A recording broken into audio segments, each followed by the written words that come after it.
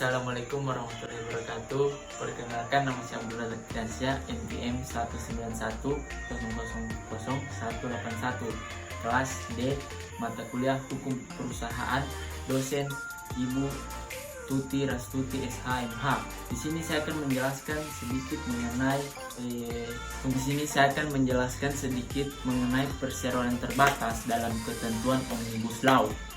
Langsung saja, Omnibus Law yaitu Undang-Undang Cipta Kerja merupakan salah satu upaya Presiden Joko Widodo untuk menciptakan kemudahan berusaha dan mengatasi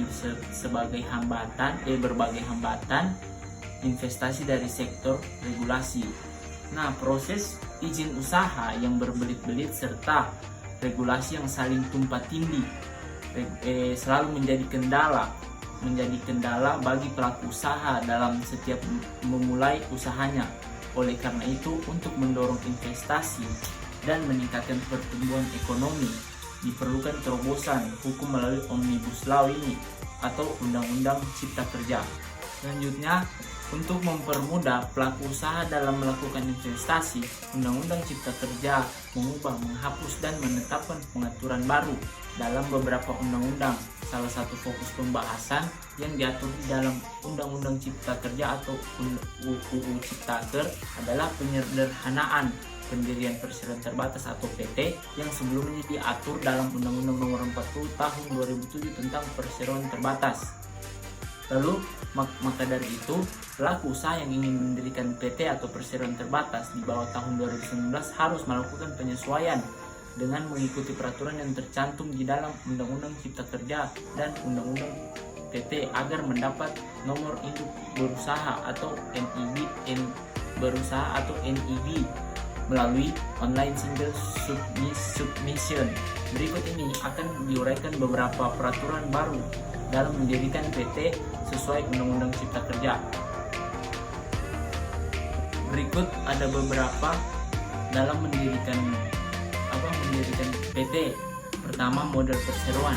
Undang-Undang Cipta Kerja mengubah mengenai ketentuan modal perseroan. Modal dasar perseroan terdiri atas seluruh nilai nominal saham. Perseroan wajib memiliki modal dasar perseroan. Besaran modal tersebut ditentukan berdasarkan keputusan pendiri perseroan. Sedangkan di dalam Undang-Undang PT disebutkan bahwa modal dasar perseroan paling sedikit 50 juta rupiah. Terus yang kedua yaitu status badan hukum. Undang-Undang Cipta Kerja juga menentukan bahwa perseroan memperoleh status badan hukum setelah didaftarkan kepada menteri dan mendapatkan bukti pendaftaran. Hal tersebut diatur berbeda di dalam undang-undang yang menyatakan perseroan memperoleh status badan hukum pada tanggal diterbitkan keputusan menteri mengenai pengesahan badan hukum perseroan. Yang ketiga itu pengesampingan ketentuan PT didirikan oleh 2 orang atau lebih. Pasal 109 angka 2 Undang-Undang Cipta Kerja dan pasal 7 ayat 1 Undang-Undang Perseroan Terbatas mengatakan bahwa perseroan didirikan oleh 2 orang atau lebih dengan akta notaris yang dibuat oleh Bank Indonesia.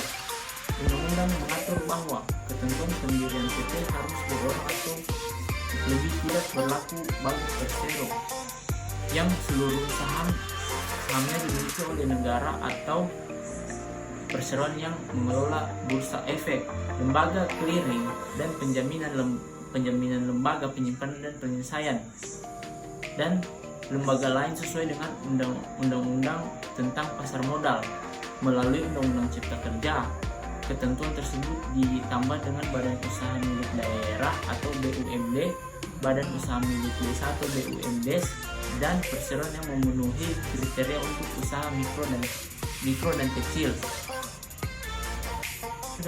Yang terakhir itu, pelaku usaha mikro dan kecil akan mendapat beberapa keuntungan jika mendirikan badan hukum, yakni akan memiliki akses yang mudah untuk memperoleh pinjaman modal usaha dari perbankan dan mudah dalam melakukan kegiatan ekspor barang produksinya ke luar negeri.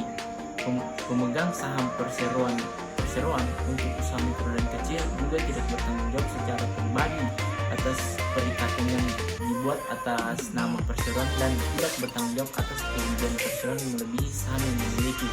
Mungkin itu saja sedikit penjelasan dari saya. Apabila ada salah kata mohon dimaafkan. Sekian. Wassalamualaikum warahmatullahi wabarakatuh.